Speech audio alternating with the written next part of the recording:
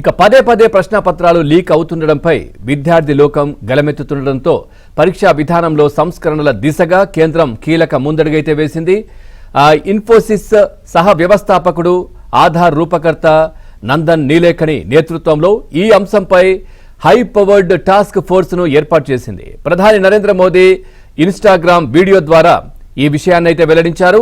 దేశ పరీక్షా వ్యవస్థను మరింత పారదర్శకంగా, విశ్వసనీయంగా, టెక్నాలజీ ఆధారిత వ్యవస్థగా మార్చడానికి తీసుకొనవలసిన చర్యలను ఈ టాస్క్ ఫోర్స్ సిఫార్సు చేస్తుందని పేర్కొన్నారు. నీట్ పేపర్ లీక్ అనంతరం విద్యార్థుల ప్రయోజనాలను కాపాడేందుకు ప్రభుత్వం అనేక చర్యలు తీసుకుంటుందని గుర్తు చేసిన ప్రధాని సంస్కరణల ద్వారా పరీక్షా వ్యవస్థను మరింత బలోపేతం చేయడంపై దృష్టి సారిస్తామని చెప్పారు.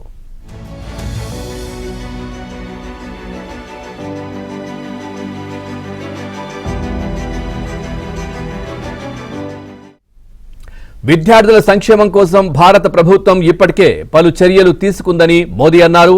స్టూడెంట్స్ భవిష్యత్తుతో ఆడుకున్న వారు ఇప్పటికే జైల్లో మగ్గుతున్నారని, ఇప్పటికే తాము ఫాస్ట్ ట్రాక్ కోర్టులను ఏర్పాటు చేశామన్నారు. ఇవాళ పార్లమెంటులో అత్యంత కఠినమైన నిబంధనలతో కొత్త చట్టం తెచ్చేందుకు సిద్ధమవుతున్నామని మోదీ తాజా వీడియో సందేశంలో వివరించారు. ప్రభుత్వం తక్షణ చర్యల గురించి మాత్రమే కాకుండా దీర్ఘకాలంలో చేపట్టాల్సిన సంస్థాగత సవరణల దిశగా కృషి చేస్తోందని చెప్పారు. భవిష్యత్తులో నిర్వహించే పరీక్షల విశ్వసనీయతను మరింత మెరుగుపరిచేందుకు ఆ టాస్క్ ఫోర్స్ చేసే సిఫార్సులను వీలైనంత త్వరగా అమలు చేస్తామన్నారు.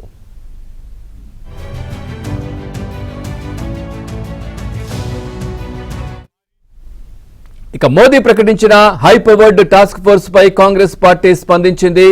ఇది పేపర్ లీక్ విషయంలో దారుణంగా దెబ్బతిన్న ప్రధాని మోదీ ఇమేజ్ ని బాగు చేసుకునేందుకు చేస్తున్న హై పవర్డ్ ప్రయత్నమని కాంగ్రెస్ సీనియర్ నేత జైరాం రమేష్ ఎద్దేవా చేశారు.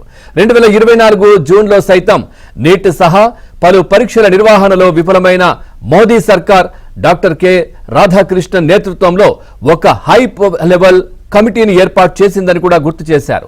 మళ్లీ 2026 జూలైలో కూడా నీట్ సహా పలు పరీక్షల నిర్వహణలో విఫలమై హై పవర్డ్ టాస్క్ ఫోర్స్ ను నియమించిందంటూ మోదీ సర్కార్ వైఫల్యాలపై ఎక్స్ వేదికగా ధ్వజమెత్తారు. రాధాకృష్ణన్ కమిటీ చేసిన 101 సిఫార్సులను మోదీ సర్కార్ ఇంకా అమలు కూడా చేయకముందే కొత్త కమిటీ వచ్చిందని వ్యంగ్యంగా అన్నారు. 2024-2026 నడుమ మోదీ సర్కార్ ఎన్టీఏకు ఫుల్ టైం డైరెక్టర్ జనరల్ ను కూడా నియమించలేకపోయిందని దుయ్యబట్టారు.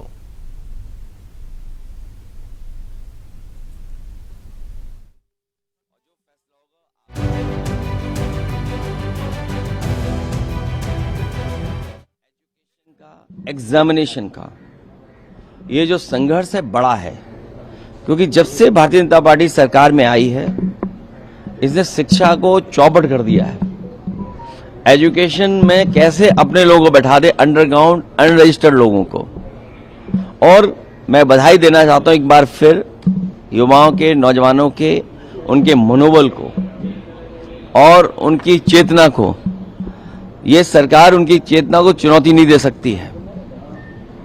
जिस तरह से एक बिल आ रहा है, टास्क फोर्स भी बनाई है सरकार ने, क्या कहेंगे? नहीं, अच्छी बात है ये टास्क फोर्स और इतने बुद्धिजीवी लोगों को, और ये पहले से बुद्धिजीवी लोग रहे हैं सदन में या उन्होंने बहुत अच्छे स्थानों पे काम किया है।